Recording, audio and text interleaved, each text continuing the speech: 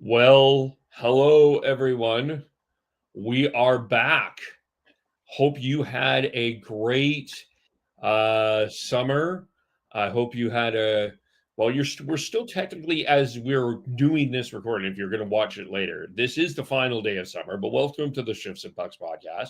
You can follow us on Twitter at Shifts and Pucks. We'll be on Facebook.com Shifts and Pucks, YouTube.com Shifts and Pucks. Subscribe wherever you get your audio. We are not live on Facebook. There is turns out I have a little bit of a technical issue with that, but that's okay. We are going to be fine. We're live on YouTube, and I sent out the link on my social medias, which includes on Threads and Blue Sky. You can find me at KEVOLE. Joined as always for Calgary Flames Talk, our good buddy Dan Stevenson from Fireside Chat. Dan, hello. How are you? What's that? How are you doing? I'm good. Yeah, we've got some. It's the last day of summer here. It kind of is starting to feel a little bit like fall, but it is going to be a warm day. Called some play-by-play last night in Delta, so the skates are out. We're recording this. We're live right now, just before the Flames play their first split squad game against the Oilers. One in Edmonton, one in Calgary. So we're right into it. It's hockey season, Dan. It's back. It's back. I mean, like you said, the split squad to me is always kind of when you know that the Flames training camp is starting. We didn't get the Penticton tournament this year, but that and then the split squad they always do. Generally feels like, okay, we're back. Yeah. Let me ask you a quick question. This isn't on the agenda, but like going through this, did you prefer the Penticton one, or do you think this Oiler split squad series is better for the Flames' perspective? I think it's always good when you can see a variety of opponents. I mean, I don't think the Oilers have the best prospect depth right now. I thought it was fun, but I like it when you can say, okay, how do we match up against a team with a better goalie or better D or different things like that. So I think I don't think it has to be done in Penticton, but I think that there's something to a multi-team rookie tournament. Yeah, I've always kind of wondered. I agree with you, but I kind of have always wondered if there could have been a way to split this between Penticton and Red Deer. The Flames and the Oilers, the Red Deer gets, or the Flames and the Oilers get some benefit from this, and the Canucks get some benefit from this, and you split this. I think the way to do it, honestly, would be, I mean, there's usually 4 or 5 teams involved. Have everybody host it one year, and then they get to pick where they put it. So maybe Vancouver puts it in Penticton, Calgary could put it in, Red Deer if they wanted to, Edmonton could put it wherever, San Jose could bring it in. Like, I think your host gets to decide where you want it. Yeah. I can see that. I don't know. I do think that there's something really valuable, and it's a really nice, great trip for everybody to kind of get into Penticton. I think that's always been kind of feels like the cracking opening of the hockey season. But I also think at some point, just from the Canucks perspective, I imagine that they're going to want to get this rivalry with the Kraken going at some point. It's going to be hard to do that because I think there's too much synergy between the two cities for this to be a real rivalry on Vancouver side. Although the Kraken hate Tyler Myers, so that's one thing. But anyway, we will be chatting about the Canucks next week. We're going to talk about the Flames, and since last we chatted, there was 3 significant signings here by the Flames. First one was Connor Zary. It was 3 years. It was 11.3 total AAV, which turns out to be about 3.37. Dan, I think we differ on Connor Zary. I think I am higher on Connor Zary than you. I think ultimately you couldn't go lower than Morgan Frost on this. Morgan Frost also got a 3-year deal. This is a guy that I think the Flames do think highly of. The question is going to be his health. He has been injured. He got injured in junior. He got injured with the Wranglers, and he has dealt with injuries in his first 2 years with the Flames. I mean, that happens, but that is, I think if Connor Zary was healthy, I think that we would be looking at a contract pretty similar to Coronado's. Yeah, I don't know if we'd necessarily differentiate on the, or I guess, defer on the potential of Zary. Where I don't see him is, I don't think you want to pay long term for a guy who hasn't been healthy, like you said. I think he could be similar to Coronado. I think he could be similar to a Sharon Govich type deal, but stay healthy before we pay you. Yeah. Yeah. 3.75, I think, is fine. I thought anything under 4. I mean, I have yet to see anyone who's argued for 4 million or more be able to show a comparable player, not by potential, but by kind of, actual figures, where that money comes from. I think this is fine. I think this will help the Flames get to their cap number or their floor number. Whether they get 3.75 of value every year, I don't know yet. I think if he stays healthy, great. If not, I think this will probably be the last NHL deal. Yeah, we'll have to see. Do you see him as a center or a winger going forward? I think he's a winger that can play center, but I don't think that now you want to put him as a full-time center. I also think that the Flames have their centers locked in. Like, if you put him at center, he's probably 3 or 4, and I think he could be higher up the lineup than that. Yeah. I think that one of Huska's conversation pieces last year was struggling to find Zary a place at center because you had Calgary, Backlund, and Frost. And I don't think you want Zary in a fourth line center role. I don't think that works for him. So I think you're going to probably see him more in the wing. I think they eventually want him to be the next Backlund, which is the next signing. Michael Backlund, I think a little bit of a minor surprise to me. 2 years at $6.5 million.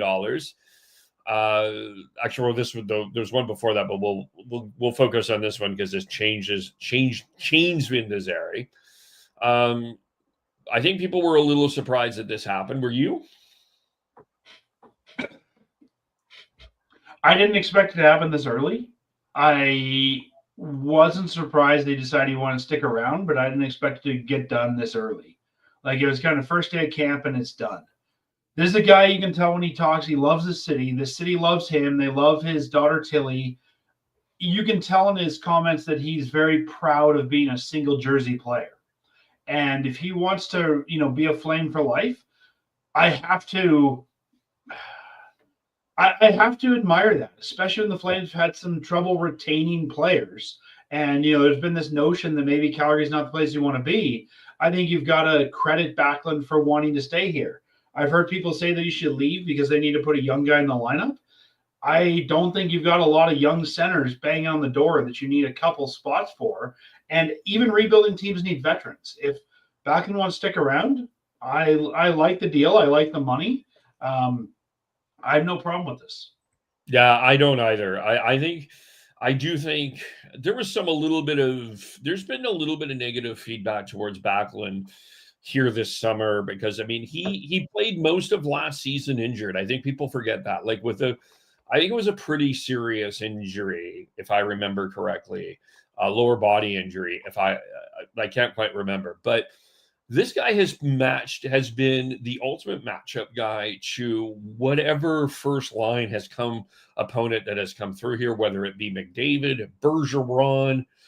He is matched up, and he is just he set the standard for the Flames, and I think he has every right to pass Jarome Iginla's game streak games here. And honestly, Dan, it wouldn't surprise me if the the next 2 seasons they're adding 2 games a year, so that'll give them a little more ammo to do that.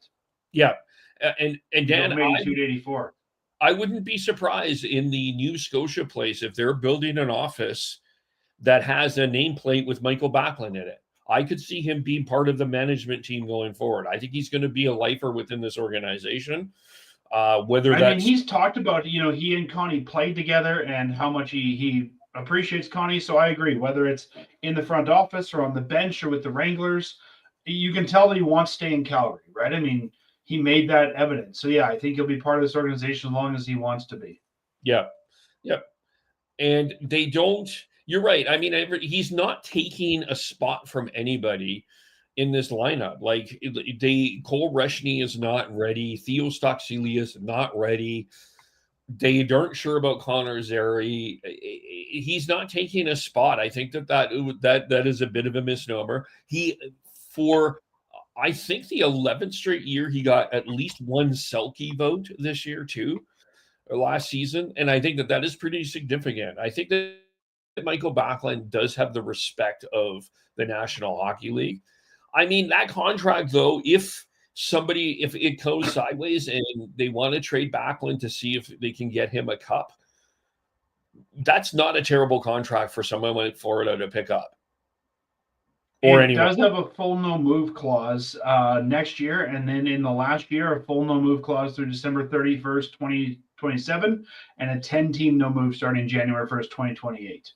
Yeah, but you can work around that, right? You can, but again, I don't think that you'll move him. I think he's made it clear he wants to be here. I think, he's your captain. Does he have to be in your top two? No. I mean, even if you were to drop him down to be your number 4C in his last year, I think just the leadership he brings is what the Flames are paying for. Yeah. I could also see going forward a San Jose sort of transition to captaincy, where in that final year they transition that to whoever they think the captain is, whether that is Uyghur or somebody else. I could see that. Yeah, so, I mean, we saw that even you say San Jose, but I'm thinking when Conroy was captain here and gave it up, right? I mean, that's the kind of grizzled veteran in Calgary giving up the C, and I could see that as well. But I think that, whether he's wearing the C or not, Backlund is going to be the leader on this team now for 3 years. Yeah. And okay, let's say he's bad in the last year. Let's say he just can't do this. Even if he's your number 11 forward, he sort of feels like he's going to be the Michael Stone type player where he could play once every 11 games, still come in and be reliable at what he does. This guy doesn't need to be an offensive dynamo. This guy just needs to anchor a line with 2 young wingers. Yep. Yep, totally. Nothing wrong with this. This is a really solid signing by the Flames. The other one, I think this was the best on ice move that the Flames made this season. And this was better than the Coronado one. You locked up Dustin Wolf for 7 years at $52.5 million. I think the fact that Dustin Wolf signed it so quickly after July 1st when he could sign was a tremendous thing for the Flames. And this is a contract. Is there a possibility he's going to have a couple of un-Wolf-like seasons? Yes, that is possible. But this is your franchise goalie going forward. This is the possibility of being one of your faces of the franchise going forward, depending on where you think Zayne Parekh or whoever else is coming to this organization is. This is the guy that spent the entire offseason in Calgary. I mean, well known after that Flames playoff game that at the end of the year. Who did they play again? I'm trying to remember. Anyway, at the home one that they lost, he was out there signing autographs after the game. So he's absolutely committed. I think this was Conroy's best off-season move, in my opinion.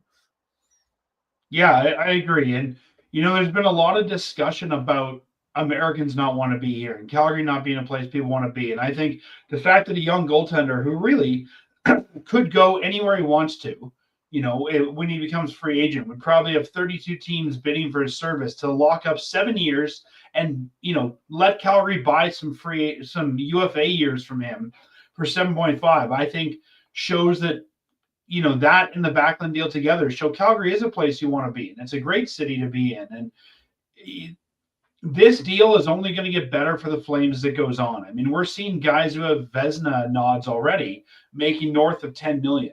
And with the cap going up, that's only going to get higher. If you get Dustin Wolf in his prime, which I believe the Flames will have here, if you look at kind of the age of it, at 7.5, if the Flames get anywhere close to a cup, you're going to say, wow, that's amazing. That's probably the best deal on this roster, hands down. Yeah, I think you're right.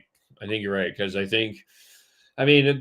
an argument of some people whether you pay goalies or not. But I mean, if you have a premier number one, if you feel you have it, you have to pay for it. I think at this point. And but even on that note, I mean, I would say that with the cap going up, 7.5 isn't even really paying for it. Like, the Flames got a hell of a deal on this. If you look at comparable goaltenders around the league, they're not making 7.5 in 3 years from now. They're going to be 9, 10, 11. Like, I don't know how the Flames got such a fantastic deal on this, but it also, like you said, if there's a year that Dustin Wolf is not good, that's okay. It's part of the learning. But this gives you enough wiggle room that you could go out and take a swing at a mid-level backup if you wanted to. I think that the situation of why they were able to get a bit of a deal out of this is, I honestly think this whole conversation about the dressing room and the culture change has been more significant than people have recognized. Let's face it, 2-3 seasons ago, when it was the Lindholm and Tanev and Hanifin and all of that dressing room was a well-known place of friction. And now this is a place where everybody wants to be there.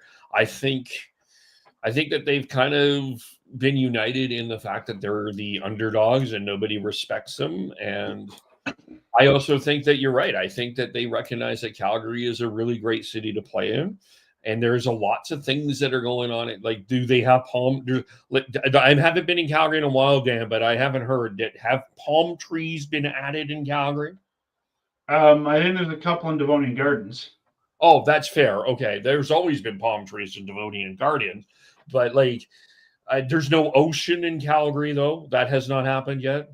No, not unless Sukhumi Lake is your definition of an ocean. No, okay.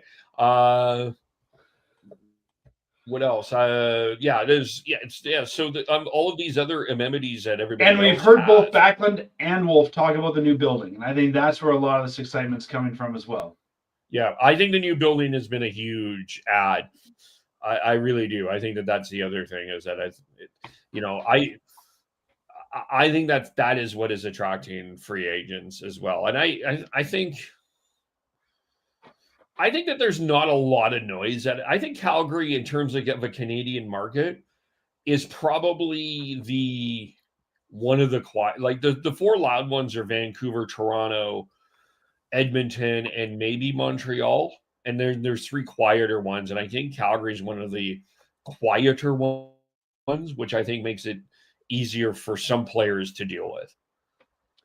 Yeah, I think it's a great place to play. It's a great place to raise a family. Calgary loves its hockey, but I find Calgary is very respectful. I've heard a lot of people talk about, some of their challenges in Toronto and, Montreal and places like that, and just how the players are treated. And I feel like the organization, the media, the fans here, they love their Flames. They treat them well.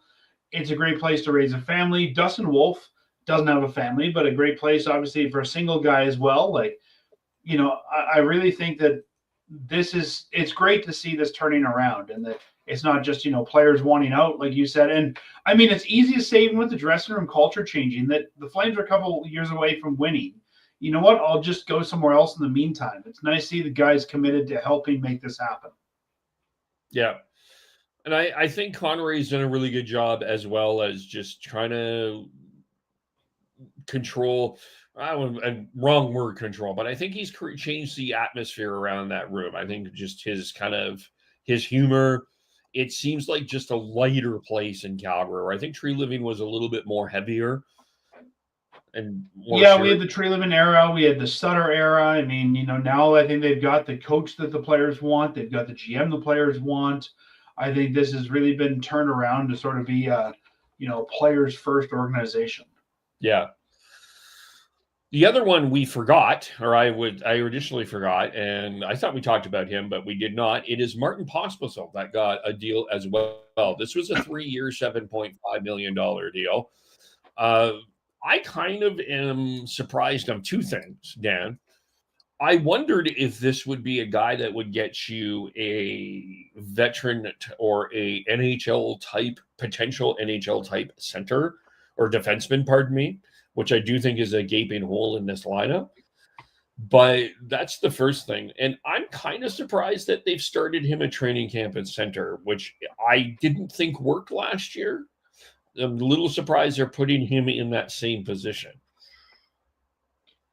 Yeah, I mean, to me, Phil lost his spot in the lineup to Klapka. That's why I looked at this. If you look at that fourth line, you got Lomberg, you got Klapka. I don't see Pospisil as the center there. I think that's probably Kirkland's spot to lose. I was surprised to see a 3-year renewal on this. I mean, is it a lot of money? No, but this is a guy who I think needed a good season to sort of prove his worth with this team. Like you said, maybe he's a trade piece, maybe just let him walk at some point, but this one surprised me a little bit because I don't know where Pospisil fits in your lineup. And I feel like the first year we had Marty Pospisil, he looked great. Last year, he did not look good at center. Even when they moved him to the wing, I didn't think he looked great. I think if you're trying to cycle young players through, Pospisil's not the guy on this team that I would say, yes, let's commit to 3 more years. Yeah, I hope I think that there's a lot of skill with Pospisil, but I think the one thing is unfortunately, he has a penchant for taking bad penalties, especially in the offensive zone. And I hope that works. I think that in part of that last year was the fact that they put him in center and it didn't really work. I mean, maybe with 2 wingers like Lomberg and Klapka, it could work better. Maybe it was with line mates. I don't know. I felt like Kevin Rooney last year was a lot better when Adam Klapka was in the lineup than Walker Duehr. But I'm really going to be interested to see where Pospisil fits. And we'll talk about this a little later along. I think if someone quotes grabs a jersey, and I do think there are jerseys to grab. I know that some people have pushed back on me on this. I do think there's some jerseys to grab.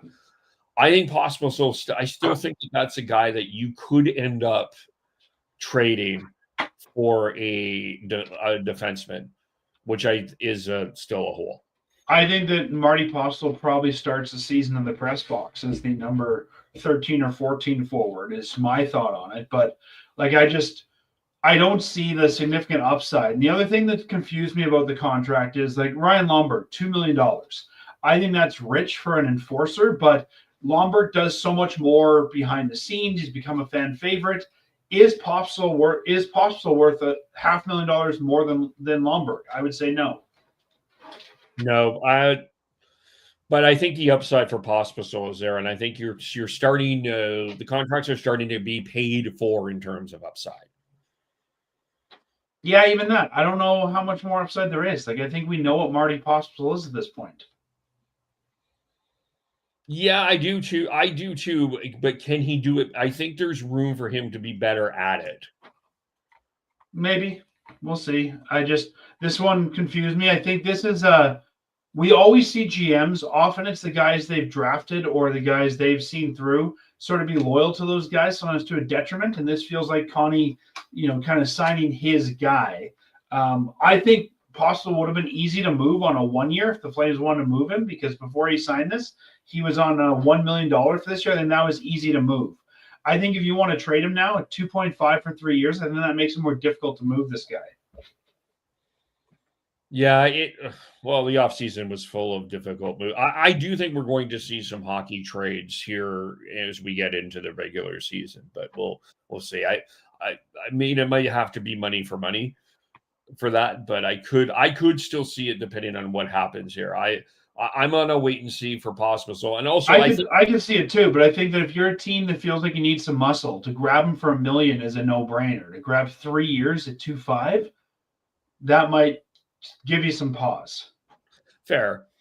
I think the other side of this argument, though, too, to defend the Flames a little bit, is I don't think you're going to. I do think you want to see where Justin Kirkland's at health-wise before you give him that fourth line position. It was a significant injury that he's coming back from, and it was 10 games, so you do want to give him a little bit of a longer look. So I think they're looking at Pospisil, and I think though, like if I agree with you with what you're saying with Kirkland, but I also think that Sam Morton's probably in the conversation among management. Yeah, I think he is too. Where's Williams? Where's Stromgren? We haven't really seen Stromgren play much at the NHL level. We've seen, I think, a little bit more of Morton at this point. I would say that if you're looking at kind of centerman to bring up in a fourth line role, I think Morton's 1 and Stromgren's 2. Fair. Okay. So are you Kirkland? Say possible. So Kirkland, Morton, Stromgren would be your 4, I 5, would 6. probably go Kirkland first. Possible. I probably, if I have to rank a depth chart there, I'd probably go Kirkland, Morton, Pospisil, Stromgren. I don't like Pospisil as a centerman. I don't either. And that's why I don't think it's like, oh, let's plug it because we have a hole. I mean, if this is a team that's trying to bring young guys up, there's other possibilities for a 4C. It's not like we're looking for a 1C here. There's other possibilities for a 4C. Yeah. I mean, Clark Bishop played that role a little bit last year. You could probably plug him in there and he'd be okay. Yeah. I also noticed you didn't mention the name Rory Carriage, which a lot of people felt that he didn't get a fair shot. I thought he got the fair shot. I thought he had one good game. I don't think that he is not what the Flames are looking for the role that they want him to play. I think I've been someone who for years has said, bring up the guy for the role you want him in, not just the next guy up. I think Kieran deserves another shot. I don't think he's your 4C. I think you bring him up, you're looking for a 3C replacement. Yeah, in the Morgan Frost role. Yeah, I think Kieran's would be high on my list of just available centers, but not my 4C center. I mean, if we look at the centers available here, Honzig's not a 4C. I think he's your number one center. Kieran's, Morton, like you said, Stromgren. Those are really maybe Carter King, but he has no real, pro experience. Clark Bishop. You only have a few guys there. I think Bishop and Morton would be my first two if Kirkland can't do it. Yeah. Reshny, Stocksilius, King, Potter, they're all years away. Yeah, you're not bringing a rookie in to play 4C. You're much better bringing that rookie in to play, 3C minutes for the Wranglers. Yeah, for sure. Or even if you need to, I would argue 1C minutes for the Rush. Yeah. The other new piece of news is Brad Larson has left the team for family reasons. So all the best to Brad Larson. And Dave Lowry is back with the organization as an assistant coach. So it is now, the coaching staff is now Ryan Huska, Trent Cull, coming from the Wranglers to the Flames in a full-time position, which was a call-up last year. Dave Lowry and Cale McLean. Did I miss any? And the goaltending coaches are Sigalet and LaBarbas continue, Yep. and a video coach continues to be Jamie Pringle.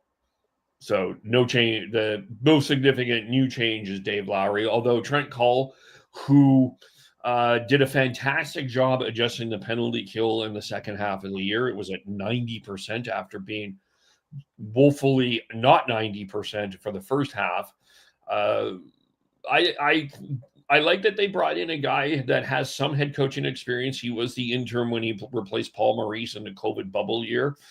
He was just recently an assistant coach with Dan Bylsma in Seattle. He does bring some NHL experience. He has a lot of head coaching experience at the WHL level too, with Victoria from 2012 to 2016-17, and then again 19-20. So a guy who knows how to work with young players. Yeah, and he's perfect for. And also the Hitman head coach. Yeah, he's been around. He knows this organization. There's also Matt Stajan that is around. I believe that they have. As much as you said no big changes, can I just point out here that because of this move of Trent Cull moving up, this gives the Flames their first second generation Sutter as a coach. That's right. They love the Sutters. Yes, as retired Daryl's son, Brett Sutter is the head coach of the Wranglers.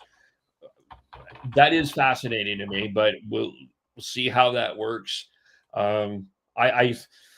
Do you think that I think that there's going to be another office. We talked about the Michael Backlund office. There's probably going to be an office in Scotia Place that will just say Sutter. It will be the Sutter office. Like, it won't matter. Maybe that's that's the name you give to your front offices, the Sutter Family Center for Hockey Excellence. Yes. The Sutter Ring of Honor. But that's a pretty significant. That's the other part of that. So a bit of a change in the coaching staff with sorry, go ahead. With the Flames. I was just going to say the two things that Huska did mention in terms of tactical changes is they do want to adjust to penalty killing. And I believe that will be Trent Calls again. And I believe Cale McLean will look after the power play. Also, the other thing that they wanted to change is 3-on-3, which is, I think, a needed significant change because I think that is one of the reasons offensively that they did not get into the playoffs. I think if they had a couple of different better overtime results, they probably would have been in. So that's the way that they look at it. The big thing I like about this, one is it adds a real veteran coach, which I think the Flames have been lacking. Like, when Conroy became the GM, they brought in Dave Nonis as one of his assistants, a guy who's got a lot of experience. I like that move. And this is a guy who's got a lot of NHL experience. He's probably the most experienced coach on this coaching roster. I'm kind of surprised he didn't come in as an associate coach. I still don't quite know what an associate coach is, but it's, one step down from head coach. Because I feel like Lowry is now the seasoned vet that I think that this coaching staff needs. Yeah. Yeah, I do agree. I think sort of like we were talking about with Backlund and with Wolf, nice to see. I mean, he was with Seattle. He probably could have stayed with Seattle or gone somewhere else. Another guy picking Calgary. And I think these are all important things to note that, people deciding to come to Calgary. And the guy who's been in Calgary knows the city and is saying, yes, I would like to come back to that city, please. Yeah, totally. There you go. Yeah, so those are some of the changes. Let's go through the some of the storylines that we're looking at here as we go through the preseason. And I think the elephant in the room, I thought, well played, Calgary, by the way. I do have to give it applause. At the golf tournament, first thing from before you even swing a stick, Dan, I get up to the news that the Dustin Wolf contract has been signed, sealed, and delivered. And lo and behold, what are we talking about at the golf tournament? We're talking about Dustin Wolf, and we're not talking about Rasmus Andersson. And I think that this was a very intelligent way to try to remove what is going to be a bit of a distraction. I don't think it's not going to be a distraction. I think we are 90% certain that Rasmus Andersson will be traded before the trade deadline on March the 6th. When that happens, we don't know. But we are going to be dealing with this sort of situation, and it is going to be a little bit of a distraction. But it is what it is, I guess. Yeah, I mean, you mentioned the golf tournament, and, I think that was well played. But also, I think if you're going to go down that road, training camp opens, right? What's the talk? The captain resigns. So, again, that deflection in two ways of let's put a different story out there. It says not, training camp's open, let's go bug Raz. It's, all right, let's put the captain out there to, take the media's attention. Like, we heard Michael Backlund say during the summer, and I don't have the quote in front of me, but he pretty much said, yeah, that he's leaving. I think at this point, the Andersson deal gets done. I don't think the Flames are in any rush to get it done. And I would not be surprised if it takes till the deadline to get it done. Yeah, I think there's a lot of reporting out there that I think that people got very excited over. And I'm going to say this again, just because an insider says something, I really don't think you need to run with it as gospel truth. I just think there was so much stuff out there that people are running with. And he is, I should say, Andersson has come out and said some of those things are incorrect. Like, I believe, again, I don't have the quote in front of me, but I believe they did say, I never said I would only go to one team to re-sign. Yeah. Yeah. I mean, that was the report with Noah Hannafin. He wanted to go to Tampa, and he ended up not only being traded to Vegas, but signing in Vegas. So I think people need to wait on what happens there. But we know that that's going to happen at some point in time. I will say, though, to preface this for Flames fans, I don't know you're going to get as much for Andersson as you think you're going to. Nope. You're not. I mean, we always like our own guy, and we like our own player, and he's a good player. But you've also got to remember he's 28 years old. Like, this contract will be probably past his prime if we're honest. Like, I don't think the Flames are getting the haul that a lot of fans think they're going to get from him. Yeah, I mean, if you didn't want to sign Rasmus Andersson because he's going to turn 30 with this contract, I think other fan bases and other management teams are going to see that same argument with you. And I know that people were upset and people thought maybe a couple of years ago you should have traded Rasmus. The fact of the matter is they were never going to try. I think that they looked at Rasmus as a future captain, future leader of this team. I think that they really wanted to sign Rasmus Andersson. I think if the money was there, if they were closer in terms of term, I think they would have extended Rasmus. But the fact of the matter is it's not. This is a money thing, and Rasmus thinks he can get more money, and he has a right to. He has every right to do that. So, yeah, I think I don't think you should expect a big haul for Rasmus Andersson. I think these expectations and there will be a lot of blogs of what you should get for Rasmus Andersson. I think you should be prepared. I can prepare to be underwhelmed for the Rasmus Andersson deal. I just don't think it's going to be as much as you think. But there's other ways to get that value for Rasmus Andersson.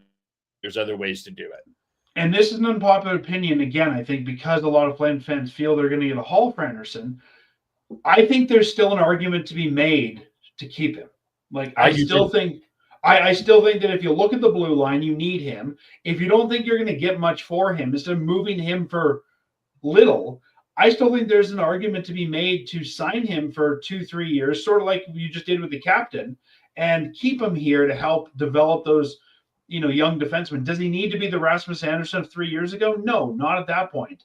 I still believe that there is an argument to be made.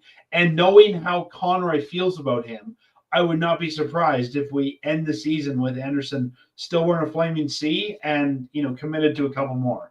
Yeah. Yeah, we'll be going through this conversation again this year with the veterans. They're not going to be selling off veterans at this point at the trade deadline to get your mythical first-round picks. I mean, although this is a better draft this year than last year, I just don't think Kadri's not getting traded. Backlund, obviously, Anderson.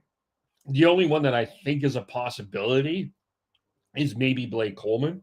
I think is the only possibility at this point. I could see Huberdeau in 26, but I think that during the season, the only one I could see being traded is Blake Coleman as terms of what we call the vets. Yeah, I think I agree with you. I don't think you see a lot of those guys move. I don't think Andersson gets you anywhere near a first. And no. I think that the only way the Flames could really get top money for him or top value for him, let's say, is if somebody else has a big defensive injury and is scrambling and, this is the best guy on the market and they need to do a deal quickly. If that doesn't happen, I would not be shocked. I know a lot of fans would be angry. I would not be angry. I think it could actually be a very good move to keep Rass here past this year. Yeah, I'm actually on the you should extend Rasmus train. Because, I am one of the reasons we'll get into this here, I guess, for the second story is I think that there's some unreal expectations on Zayne Parekh. Sean sent a message about Matt Coronado, about some saying Matt Coronado getting 40 goals was a bit of an unreasonable expectation. I think eventually there's a possibility that Coronado could get 40 goals. I think he's going to probably be in the 30-40 range. But Zayne Parekh, I think, is the one that is dealing with some unreal expectations here. But I want to start by looking at the schedule here for the Flames in terms of the. Well, you're pulling that up. I'll just say I think the big argument for keeping Andersson is Zayne Parekh. Like, if you look at it, I think you want your young guys to play with a veteran. I think we saw Kevin Ball look good last year playing with veterans like Weegar and Andersson. I don't know that Hanley's the guy you want in the top four, and I'm not sure Jake Bean is going to help Parekh develop. Like, I like the idea of Ball, Andersson, Weegar, Parekh as your core. Yeah. They don't really have another one for they don't. Yeah, I don't mind that, but I think let's go here for the start of the schedule for the Flames. They start in Edmonton. They go back to Vancouver. Home opener against St. Louis, who's going to be a better team than I think a lot of people recognize. Then you get Vegas. Then you go to Utah. That's another back-to-back. Hockey night in Canada and Vegas. Then you have a week home to Winnipeg, home to Montreal, road to Winnipeg, back home, road to Winnipeg, home to Rangers, on to Toronto, Ottawa. That is a mountain of a schedule for the Flames. I think that I would not be surprised that Zayne Parekh does not play. If Zayne Parekh makes the team, I would not be surprised if there's a couple of games that Zayne Parekh does not play. I think that he's going to have some time in the press box in the first month of the season. I think the Zayne Parekh thing is going to be very similar to my thoughts on Sam Bennett. I think he was rushed up because he was a high pick and fans wanted to see him. And I still think that I'm kind of confused now because we're bringing in some things of the new UFA this year and some not. I don't know if you can send a 19-year-old to the AHL this year or not. I haven't seen that. But if you can, I still think the best thing to do is send Parekh to the AHL to start. Yes, I totally agree with you. If the only option is Calgary or the OHL, keep him in Calgary. Like you said, don't play him a ton. But if he can go to the AHL, send him to the AHL. Yeah, I think that's ultimately where I would like to see Parekh start. Like, I know that everybody's getting – I get the excitement and all of that, but you have – like – he's exciting, but you've got to temper it. And, this is a team that's probably not going to have a great season this year. You don't need Zayne Parekh in a Flames jersey for 82 games. No. And I know that a lot of people brought up Minnesota playing ZBM in the playoffs last year, but he really struggled. And if they had injuries on that blue line, and that was why they ended up playing ZBM. It wasn't necessarily that they wanted to play Z. I mean, maybe they did, but they didn't. You still got to put Parekh in the best position possible. And there's a lot of these back-to-back games that I think that you're going to probably go with more of a veteran lineup than you are going to put in Parekh. Like, I do think Parekh, as the season goes on, will start to play a little bit more, probably in the second half of the year, but I don't think in the start of the year. I think there's going to be some times where Zayne Parekh is going to be on the bench, and there's going to be some tweeters a little angry, but it is a smart move. Yeah, and I'm not saying send Zayne Parekh to the dressing room down the hall all season, but I would start Zayne Parekh with the Wranglers if you can, because he is 19, and I don't know if that deal or if that rule kicks in this year or not, but send him down there to start with. Bring him up, make him your first call-up. Give him some Flames looks. But I think that you're going to do more favors having him play top 2 minutes in the A than, let's say, 5-6 minutes in the NHL. Yeah. Yeah. And if he blows the doors off things, great, bring him up. I mean, it's not like we got to call him up from Stockton, and fans want to see him. You can still see him. He's not in Stockton. He's in Calgary. Buy tickets for the Sunday afternoon game instead of the Saturday evening game. Problem solved. Yeah, there you go. I know it's not, support your Wranglers. Yeah, so that's kind of where I'm at with that. I think I would not be surprised. It'll be interesting to see what happens with Zayne Parekh. I mean, if we want to talk about D-men there, I think that if you're just trying to plug holes for the Flames on a 5-6 role, I think there's other guys that they need to look at there first. I think Jeremy Poirier needs a look. I think Soloviev needs a look. Like, I'm not sure that Zayne Parek's the first guy I reach for at a 5-6 defensive slot. Well, you do have Braden Hall that would be your third defense, your third right shot D, and they do like him and they find him to be valuable. The other side of that is you got Kevin Ball. I don't think Joel Hanley. I liked the Joel Hanley signing, but I really don't think Joel Hanley should be your number 4 defenseman. No, and Hanley, at 34 becomes a 5-6 with whoever they want to put with him. I think Miramanov will end up being a Wrangler this year. Yeah, the guy that I'm really curious about that I wonder ends up taking that spot is Nick Cicic. I wonder if he's the Tyson Berry this year. They brought him in for San Jose. I don't know. I mean, the Flames have always liked to have a veteran guy in the Wranglers. We saw that with Jared Tenorti and other guys like that. I think that he will start with the Wranglers to give them some veteran help. I think that's a battle between Jake Bean and Nick Cicic, to be honest with you. When I look at the D, though, like you've got Uyghur, Ball, Anderson, Hanley, and let's say Pakal, who are, I think, all on the NHL roster in some way. I think that Bean will probably be there because they like him. And before Cicic, I mean, we know what Cicic is. He's an older guy. I think you've got to give Poirier a look. You've got to give Kuznetsov, potentially Soloviev. Like, I just think Cicic gets lost in that group. Yeah, maybe. I think that that's one place where there is a spot on the left side that they can. I think they will either there will be a younger player there, or they'll make a move to find somebody if they don't feel that Kuznetsov or Soloviev is ready. I mean, to me, if you want to give someone a couple games look, I would go to Brstevich before Parekh at this point. I'm not saying Brstevich makes the team. I still think he's better off in the AHL for the whole season. But if you just want a young guy to fill a couple holes, I think Brstevich is where you go first. Interesting. I think that's possible. We'll see what I mean, I don't think it was a coincidence, though, Dan, that they paired Parekh with Ball at the last game of the season. No, I think Parekh is hurt coming into training camp, and I think the Flames have made that known almost as a way to lower some expectations as well. Yeah. I think we need to ultimately, the conclusion for me is just temper your expectations of Zayne Parekh. I know that some people are comparing him to Cale Makar. I think that that's just not realistic at this point. I see a little bit more of an Evan Bouchard in Zayne Parekh, if I was honest with you, than I see a Cale Makar. But I could be wrong. But yeah, and I think maybe Cale Makar is the high end of the upside, but I think it takes him a couple of years to get there. I don't think there's a guy you call up in the playoffs and looks amazing right away, like Makar did. I think, could he become Makar? Maybe, but I'm not expecting that for 2-3 years. Yeah.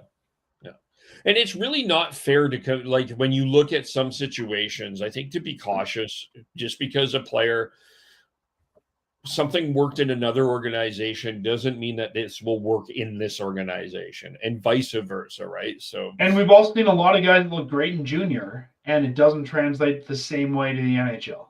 Yeah. And Cale Makar played in the AJHL and then had to go to NCAA before he was called up. Something that people forget. Yeah, and I mean, I used this example earlier of Sam Bennett. I still believe that Sam Bennett was rushed to the NHL, that he should have spent some AHL time, and that's part of the issue the Flames had with his development, is they didn't let him develop. And I think Parekh is the same way. I don't think he will be, if he does start in the AL year, but I think if you think this guy is a star and you think he is your future number one, let him be a number one down there. Yeah. Let him get that confidence and experience, because it is going to be a huge jump from the OHL to the NHL. It is. Just is. I mean, and as much people hate that, they did that with Wolf, right? I mean, Wolf is the star, and he spent time in the A, and if anything, he's better for it. Like, fans always want to see the top guy. Wolf did it. I don't see why you wouldn't do it with Parekh. Yeah. The center ice position I put as the other one. I think the Zary Backlund situation is one thing to look at. But I think we kind of talked on this a little bit, but I think we've kind of concluded Zary's going to play the wing for the most part. It's Justin Kirkland's the fourth line center. I think we've covered that. The backup for Dustin Wolf is an interesting conversation. I do think that the Flames are going to miss Dan Vladar. I don't necessarily think that Dan Vladar is a number one goalie, but he provided some very valuable minutes to the Flames last year and played some really hard back-to-backs for Wolf last season as well.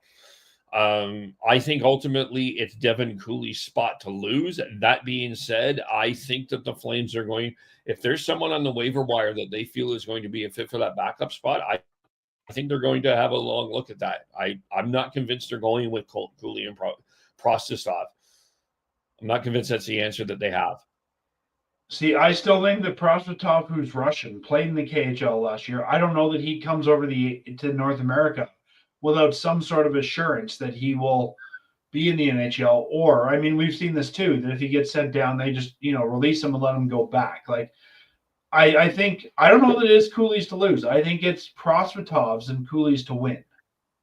Okay. Well, they didn't pay Prosvetov a heck of a lot of money to come over here, right? It was under $1 million. So I think ultimately I'm not convinced that they're fully satisfied with what they have as a backup to Wolf. I do think that I think that if they had their druthers, they would have kept Vladar. And I think if they see something better, they're going to grab it. Yeah, and I mean, as much as you're saying they didn't pay much for Prosvetov, you're right. They're paying less for Cooley. Cooley looked fantastic last year till Christmas, got hurt, and didn't look great. I think he needs to prove he can be that Devin Cooley again before you give him the job. Yeah. But they've got an issue. Like, they've got a whole bunch of goalies that need a home this year. And I don't think you're going to run 3 goalies in the A. So, you've got Owen Say, Arseny Sergachev, you've got Cooley, you've got Prosvetov. Like, you've got a lot of goaltenders you need to find a spot for. Yeah. And that's the other news is this year, you mentioned it on your podcast last week, they did renew with Rapid City. I just on the side note of this, I didn't mind Owen Say in the one game against Edmonton. I thought he was pretty solid overall. I think that's a guy that you could see. There is a future there with him. I'm not saying he's number one or anything like that, or he's going to be a star, but I do think there is some upside with him. And I'm not saying he's the backup this year in any way, shape, or form, but that's a guy that I'm intrigued by for sure. My guess going into the season is that you will see Wolf and Prosvetov in the NHL to start. I think you will see Say and Cooley as your AHL tandem, and I think you'll see Sergachev in the ECHL. Okay, I could see that. The Flames tandem tonight in Calgary against the Oilers is going to be Cooley and Say.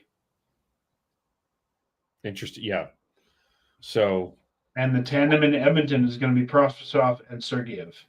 Yeah. And I mean, the other question that I think as we continue on here, this will be a future conversation. Will be interesting to see how many games Dustin Wolf ends up playing. I don't think it should be 60, but we'll discuss that another time. The other one is I put the Conroy quote about grabbing a jersey. And I know that there's some people that feel that there is not a spot, especially in forwards. I will push back on that. I think that there's an opportunity for Samuel Honzek to make the team. He made the team out of camp last year. He got hurt. I think that's an opportunity. I don't think Gradin is going to make the team, but they're giving him a good look on the power play tonight in Calgary. And I think they're giving Sunayev a look on the power play in Edmonton. I'm not saying that they're making the team, but I think that they're giving them a long look. The fact of the matter is there is a girth of forwards here. And I think that there is a little bit of a battle here, especially in the bottom 6. I do think that there's an opportunity here, and I think the Flames have actually done a really good job of giving players an opportunity. They've maybe have not started like Connor Zary started in the A before he went to the NHL. Coronado, the same thing. And they have allowed that fuel of frustration to not make the team help them get back to the NHL as quickly as possible. I don't know if we see Honzek to start the year, but I do think I would not be surprised if Honzek plays games this year with the Flames at some point. Yeah, I think Sam Honzek definitely wears the Flaming C at some point. I guess, are there jerseys available? not necessarily an open hole, but I think if I was the coaching staff, I'd be saying, make us make a hard decision. I mean, if you're good enough that we have to move on from a Blake Coleman or, somebody like that, great, wonderful. If you can push a guy out of the lineup, that's what I think Klapka did last year. We will make room for you. But I don't know where you put Honzig in the top 12 to start the season. Yeah, I think they want to make sure that Frost, Farabee, and Sharon Govich get off to a good start. But I mean, I wouldn't be surprised if another guy, I would not be surprised it gets traded. I'm not necessarily sure that I am sold on doing it yet, but I wonder about Joel Farabee if he's the guy that ends up moving for a defenseman. But I actually have liked his potential, and I wouldn't not necessarily sure I would do it depending on the deal, maybe, but that's a guy I wonder about a little bit. And yeah, I can't see them moving Farabee, at least not this season. Yeah, I think he wants to have a better start. He did say he was embarrassed by his play last year. Sharon Govich is interesting. I think that's a tough contract to trade, but he did not have a great year last year, and he did get hurt at the end of preseason. So I think he needs to get off to a good start as well. I think if there's one player that you could easily move from the forward group, it would be Blake Coleman. 2 years, $4.9 million. If you needed to, no, he does have a modified no move. You could make that happen, but I think Honzig is going to have to take somebody's job. Will there be injuries? Oh, probably. And I think as soon as you get an injury, Honzig's up. But I don't know I don't know where you slot him full time. Yeah, that's the question, right? How do you lean from that too? So, yeah. Is there anything I didn't talk about that you think is going to be a story? I think that the Flames defense is going to be worse than people give it credit for. Oh, I think that that's their. I mean, I know the center ice, they don't have a number one center, and their offense is going to be a question. They don't have a number one center, but for a team that's probably not a playoff team, I think their center ice is just fine. If they were rushing for a cup or something, yeah, they've got a problem there. For a team that's probably going to be a lottery team, Kadri, Backlund, Frost, I don't see any problem with that. Yeah. The blue line is my question with the Flames. That's the especially if Andersson gets subtracted. Yeah. And you're not going to get anybody that's even close to Andersson in terms of a deal. So, and yeah, that's the concern that I have with the Flames overall. Yeah, and I think a lot of fans think Parekh will just come in and, like you said, kind of steal that show right away. That's not going to happen. I mean, I think he needs a couple years development. So I think if there's one nagging issue with this team, it's going to be the D. And while I think that there's guys that need a look there, like Poirier, like some of the names we talked about earlier, none of them are top four on a competitive team. So I think if there's one thing that tanks this team, it's going to be their D. Yeah. It is their weakness. I don't know if I see them as a lottery team, though, Dan, to be honest with you. I actually wouldn't be surprised if they're fighting for a playoff spot. I don't think they get it, but I do think they're going to fight for one again. I have no fight. I don't think they come as close as they did last year. Possibly. I just don't. I look around them, and like in the Pacific, I don't think Anaheim has done enough to be a playoff team. Vancouver, I think, is going to be better. I think Hughes, Demko, Pettersson will be better. LA has decided that they're the senior citizens' home, and they've just brought some older folks in. I'm not buying Utah. I'm sorry. I'm just going to end this right now. Utah's not making the playoffs. Forget it. They're not making the playoffs, but I think they could make a run for it. I think they will improve, but I just don't believe in their goaltending and their center ice position. And I think Seattle's going to be better than they were last year. Seattle's goaltending is still a problem, though. Yeah, I mean, so is Edmonton's. Yeah, but they have a McDavid to for one more year. Ultimately, I'm kind of the way I'm seeing it. It's 5 Central teams and 3 Pacific teams in the playoffs again. So I think that fight for the wild card is going to be tough for the Flames, but I think they will be in the playoff race more likely than they will be in the lotto race. And even if you are in that playoff race and you're, let's be honest, they get in there probably out in the first round. Yeah. So in that case, do you continue the rebuild like they did last year and just go as far as you can, or do you start acquiring to win in the playoffs? Like, let's just put it this way: would you keep Blake Coleman potentially for a playoff run, or would you give the job to Honzig if he looks good? Well, this is a great question. Right? Because I think if you're in rebuild mentality, you'd say move the vet, bring in the young guy, right? But if you're thinking, well, geez, we might be able to make a playoff run and go deep, you probably keep the vet. I think they've got to keep their rebuild mentality we saw last year. If they make it with those guys, wonderful, fantastic.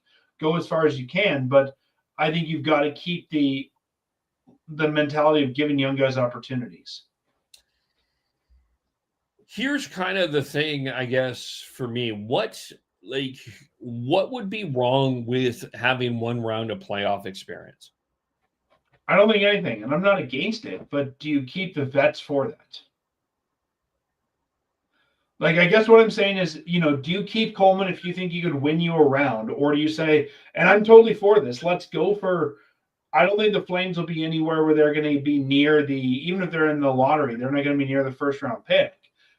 Or the first overall pick, I should say. I think you say, bring Honzig up, bring the young guys up, whatever that looks like. If you get around, great. You get around, you get that experience.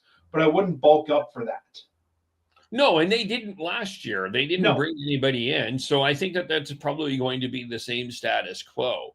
Do I think that if they're in the playoff race, they're going to subtract Coleman for Honzig? No, I don't. I think they're going to keep the same pattern, and they're not going to bring anybody in. They're not going to throw their chips in, but they're not going to. Let's just say, do you think they would be less likely to move Andersson in that case then? No, I think that they'll make the decision on Andersson no matter what.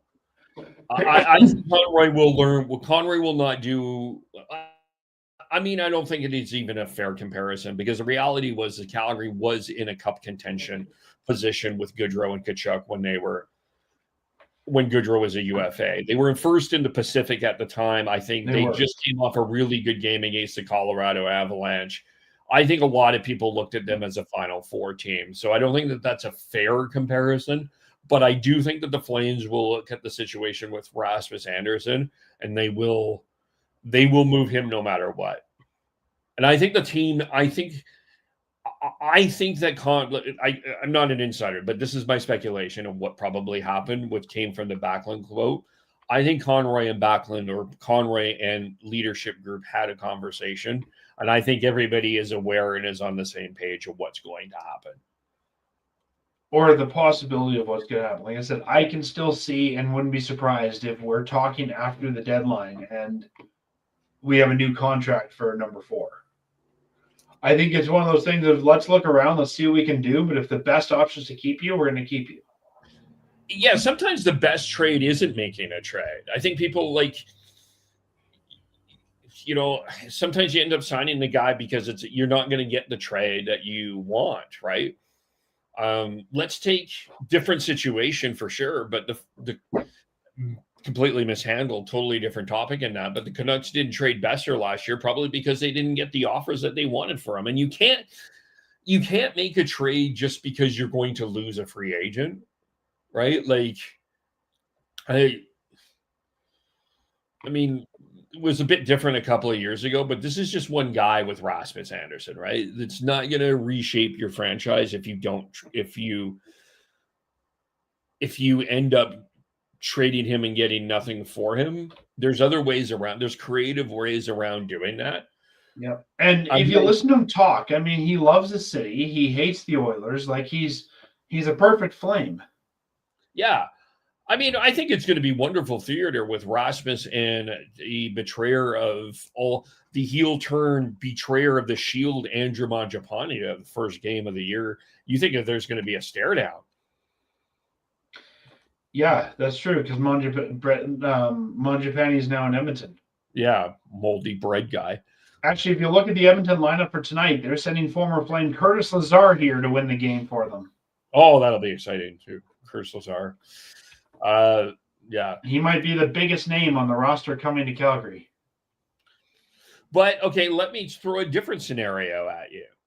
What if the Flames are in a top 2 position in this division? I don't think it's possible. I think it's less than I don't 50. think it's possible. But what do you do then? I think if this roster got you to the top 2, the question is what piece becomes expendable then to go out and get help? I mean, I wouldn't trade futures at that point. I wouldn't go and trade your picks, which is what Tree always used to do, is he would trade picks for now. I think you're shooting yourself in the foot and getting back into the year-by-year build that Tree had. I think if you are in a top 2, maybe you move a guy like, I don't know, Sam Morton or Justin Kirkland for a veteran or something. But I think if this roster can get you to the top 2, you just gotta run with it. Yeah, I think you got to stay status quo if you're in the playoff race of any kind. If it's kind of they're way behind, I think that there's different conversations to be had. But I think if this team manages to get into the top 2 somehow, it's going to be by committee. It's not going to be, Coronado taking this team on his back and scoring 70 points. And I think that if they can do that by committee, you're going to have to keep that committee together. Yeah.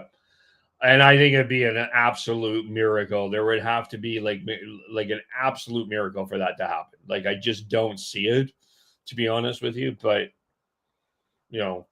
I think ultimately Conroy has learned from the Treliving mistakes of giving up these picks for now help. I think they're going to be a little bit more steady about it. I think they're going to be a lot like what Montreal has been like. A lot just continue along their path, continue to develop players, and continue to just build. But here's a couple of questions for you. Maybe you started this one. Is there a free agent that they could bring in for 2025 that is yet to be signed? A UFA. I don't know if they're going to. I think a lot of people are wondering about the Mason McTavish offer sheet. I don't think they should be involved in that. I think let Anaheim handle that at this point.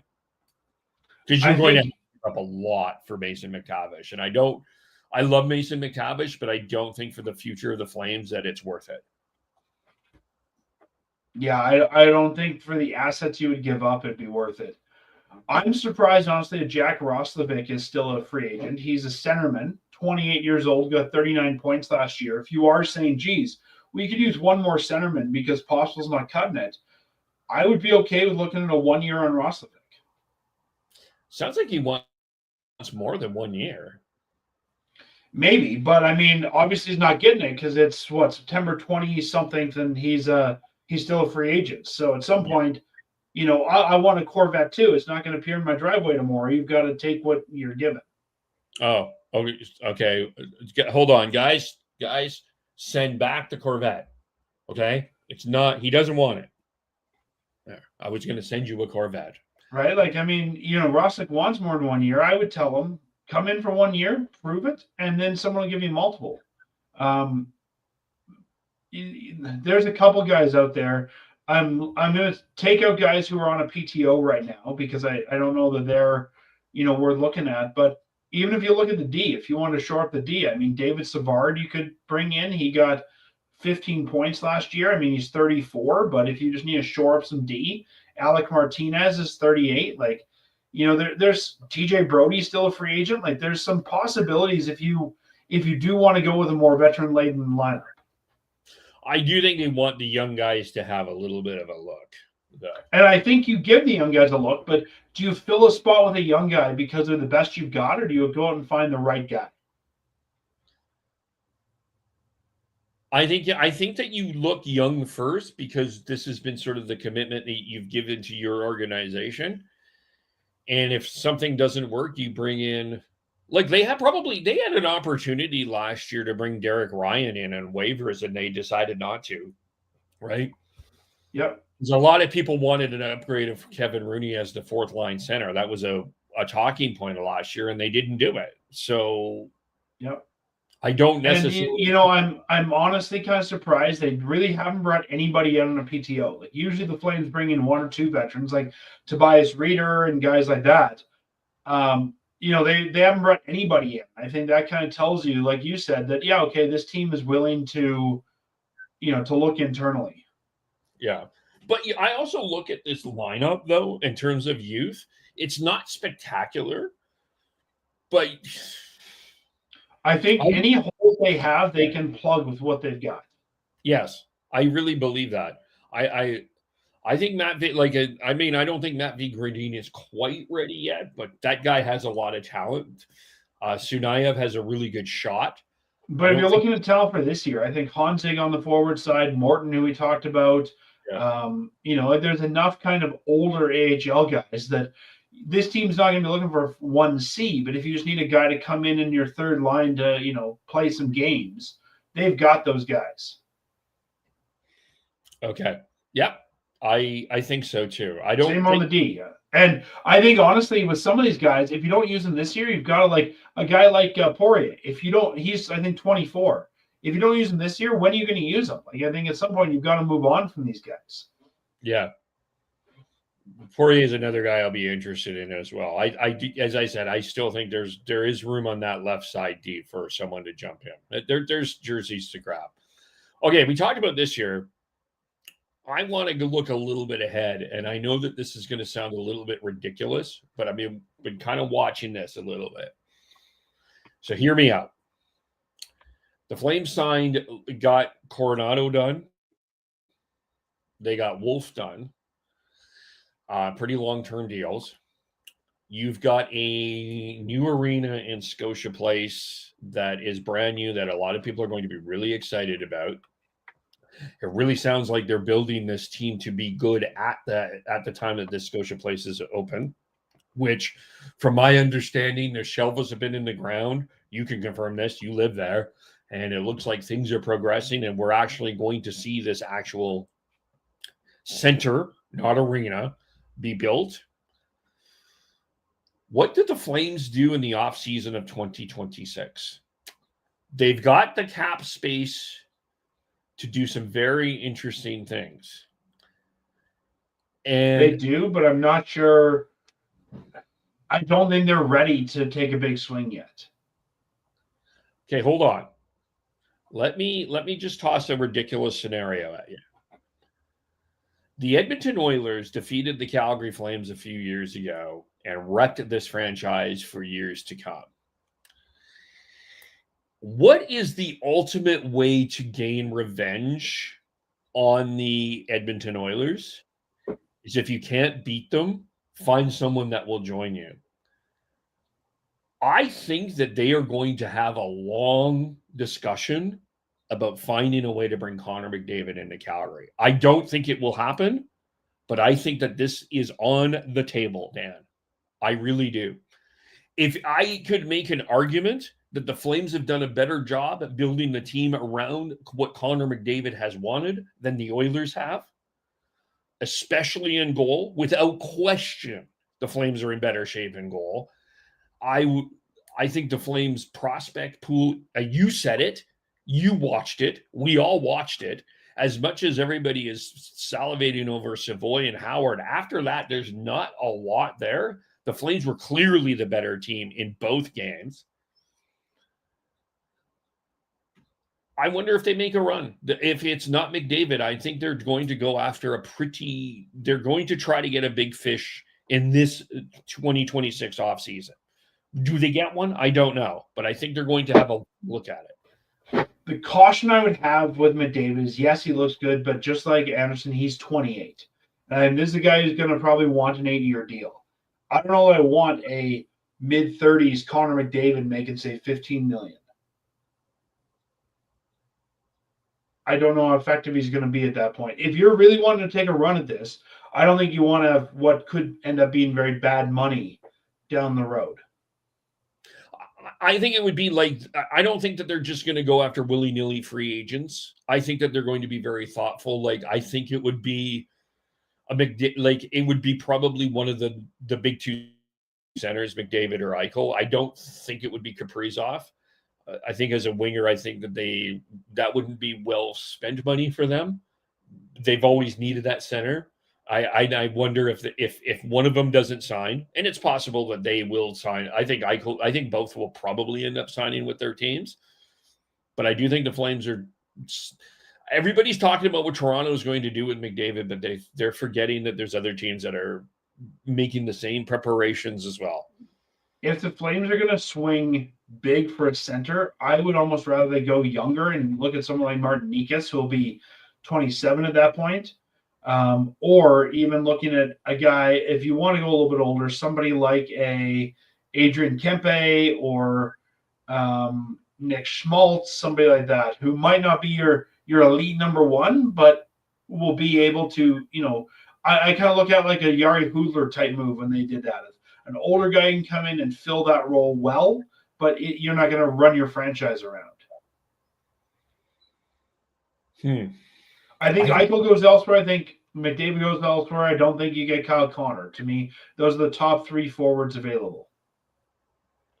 I think Connor's going to stay in Winnipeg, to be honest with you. Panarin is 33. I don't think you want to bring him in. I think Martin Nikas, who's going to be 27 at that point, I mean, he got 83 points last year. I think that might be a gamble worth looking at. I've always thought the Flames should take a run at Nikas. I think he's a guy. He's kind of a guy that they've been looking at for a long time. I don't know if he's an elite number one center, but he certainly would add some offense to this organization. But I don't know. I think they're. Let's just say, like the Flames could talk to McDavid, and I ask this all the time on social media when people bring it up. Why does McDavid want to come to Calgary? Well, you've already answered a couple of those. All the teams will be pitching him. Why would he want to come here? And I don't think you want to overpay to get him to come here. Like, I can't see the pitch in which McDavid says, yes, that's my choice. Because he'll get to pick 32 markets he wants to go to. Yeah, he will. If he doesn't sign at Edmonton. But I don't think it's a foregone conclusion that he's going to Toronto or New York, though. Either. No, I don't either. But I mean, he's already been in a new building. The new building's not going to be the wowee thing for him. I just can't see a scenario in which he says Calgary's where I want to go. Yeah. I don't want to speculate too much on where McDavid ends up, but I do think the Flames are going to be next couple of years. They're going to be looking at a big fish. I mean, yeah, and I think it's going to have to be over time. Like again, I can see him adding, say, Nikas and say Kirill Kaprizov, and slowly doing this over a couple of years. Yeah. I just don't. I think the other side of this, though, the reason that I'm bringing this up is I don't think the Flames are, and Connery has said this, they're not going to be in a position where they're going to be quite likely, although the Islanders ended up doing this, picking within the top 5. That's not within their goal or their range. And so I think a guy like I unfortunately don't see the McKenna wearing a Flames jersey at the 2026 draft. No, I don't either. So that's why I think that that's going to be the alternate route, is they're going to try to bring somebody else with some cachet. But even then, if you're bringing in a guy who's, 20, let's say 28 to 31 is your top center, it might get you through for a couple of years, but you're not going to hang your franchise on that guy for a long time. Like, you're still going to need to find someone else. Yeah, they still need an elite. I mean, they still will need an elite center of some kind in there. And I mean, they spent a lot of capital this year drafting centers, but none of them I don't think is going to be a number one center. I think there's a lot of 2-3 centers here, but not a number one center. I'm not sure you find that number one center as a UFA. I think you have to. I think ultimately the best. I agree with the Tankers on one thing. You should find that number one center drafting it, but we have seen opportunities where people move, and there is a possibility of that happening. I mean, Canadians got their number one center for the trade with Vegas, Nick Suzuki, right? So there is ways to do it. Yeah, and we've all seen teams tank and not get the first overall pick. Exactly. Yeah, exactly. Like the Islanders ended up with the number one pick, and they were like fighting. They were like 12th, and Utah jumped up. So you just don't know what happened within the lottery.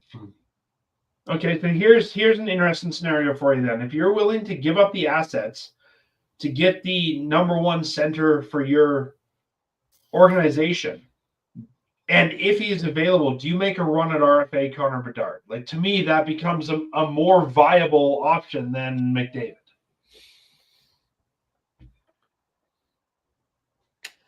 My question, my first question to you. I don't think he's going to want to stay in Chicago. Well, okay, that's not my first question. My question to you is Bedard a center or a winger? Because I think that's the discussion in Chicago right now. I think there'll be a couple of organizations that are having a little bit of a look at that. I mean, outlandishly, he's from North Vancouver. He is an admitted Vancouver Canucks fan. I would not be surprised if the Canucks make a run at this itself.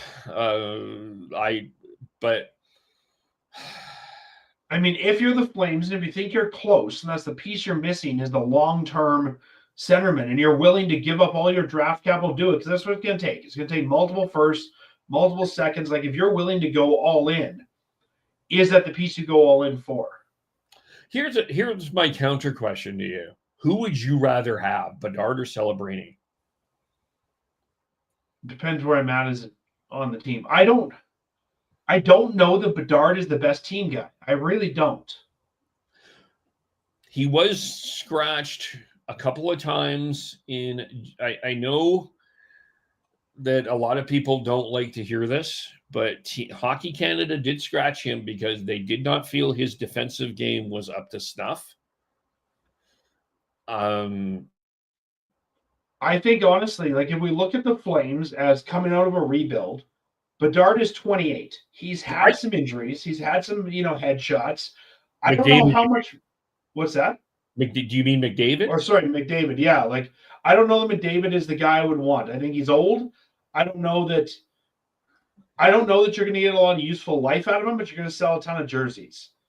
Bedard and Celebrini, I don't think Celebrini is going to be available. I don't think Bedard's going to want to come to Calgary, though, Dan. I don't either. But I mean, hey, if we're debating McDavid, we've got to debate Bedard. Sure, fair. Okay, that's fair.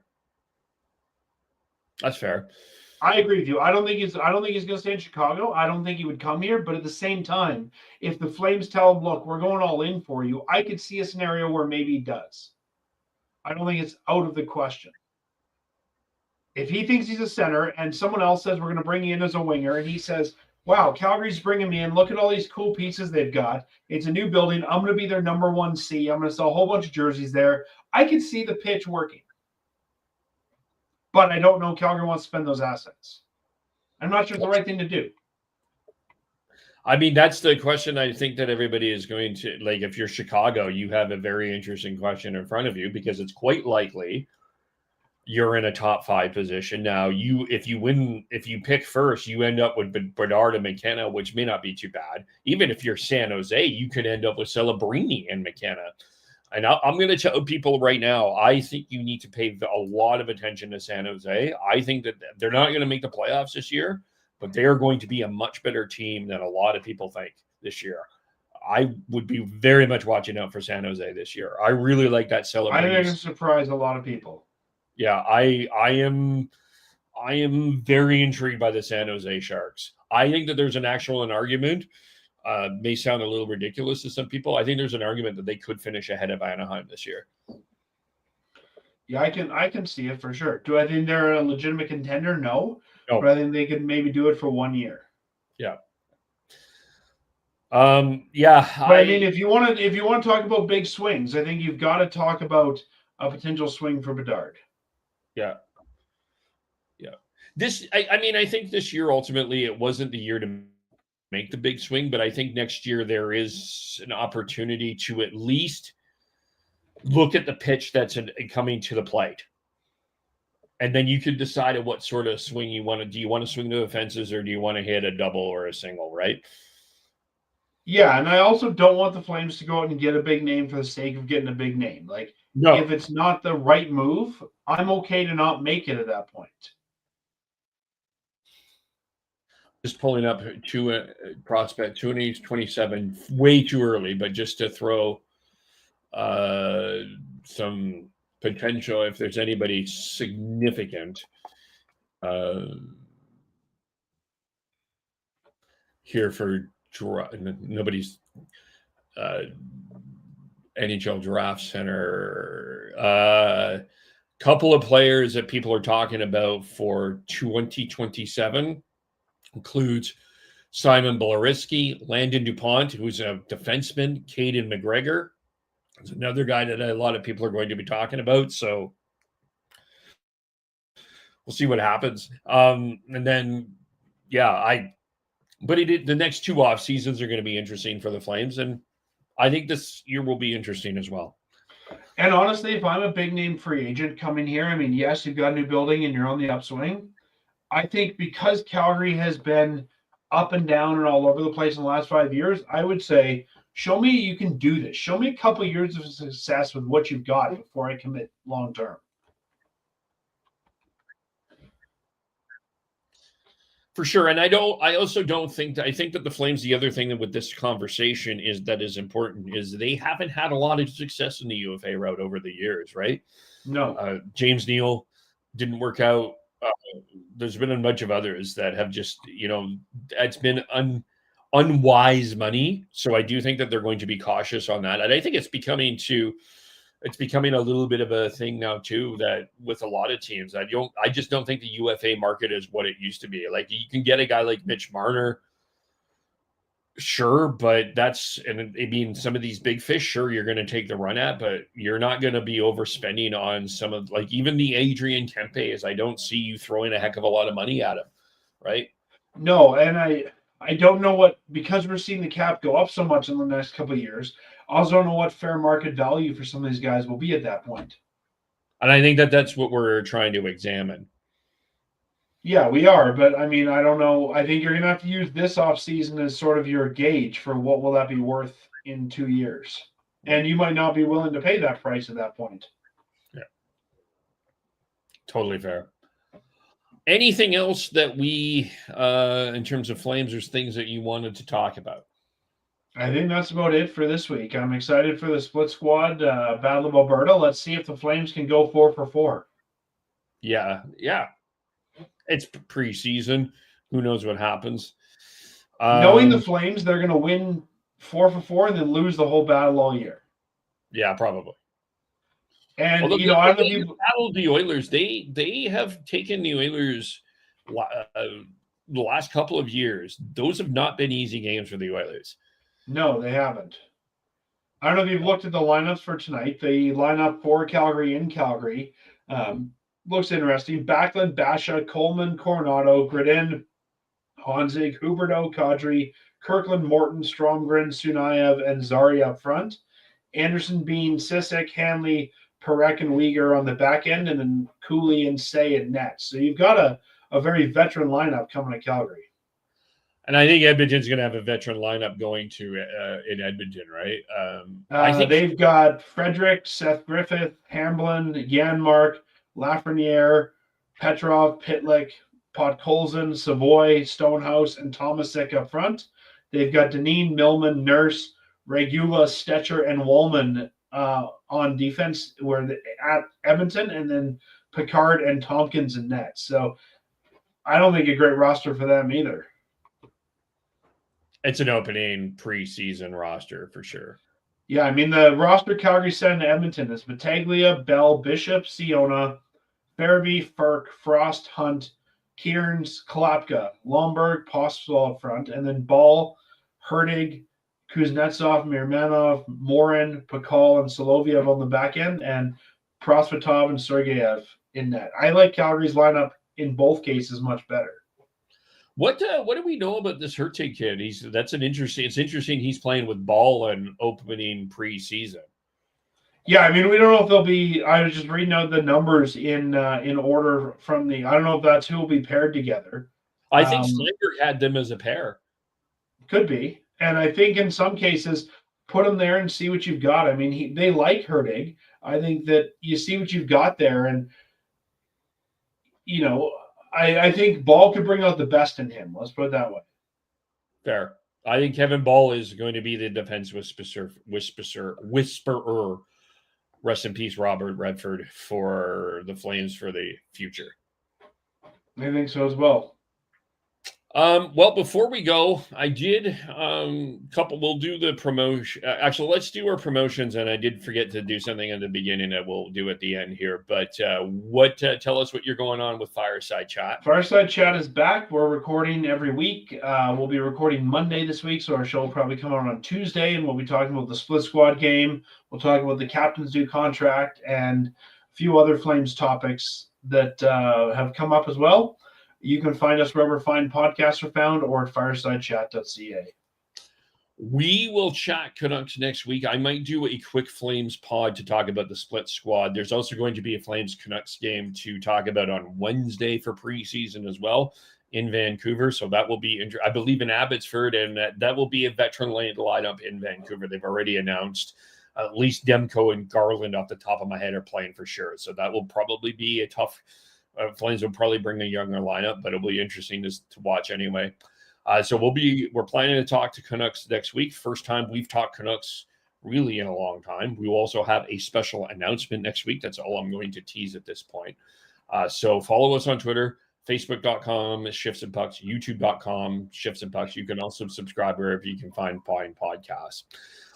Did want to mention before we go a pretty tragic event that has affected the Calgary community, Dan. It's funny that sort of the synergy sometimes that BC and Calgary has, that there was a late overnight collision, early morning collision in Nanaimo that was pretty serious, and it turned out to be a Calgarian. Orca Weisblatt unfortunately lost his life in that collision, 25 years old. Weisblatt family, well known in Calgary, and his brothers are playing in the Nashville organization, and I know that like that family was featured on Hometown Hockey a few years ago when Hometown Hockey was a thing, and they've been through a lot as a family. So I just wanted to extend my condolences as we end this to the Weisblatt family for their loss. 25 years old, just far too young, and just an unfortunate story to share. Yeah, Calgary fans will recognize him from the Hitmen. He played from 2017 through 2021 for the Hitmen. Yeah, former hit. Yeah, so I wanted to forgot to do that at the start, but I wanted to end our podcast thinking of them. Hope everyone is safe. Glad to be back talking hockey. Thank you for watching. Thank you for listening, and we will talk to you all very soon. Bye for now.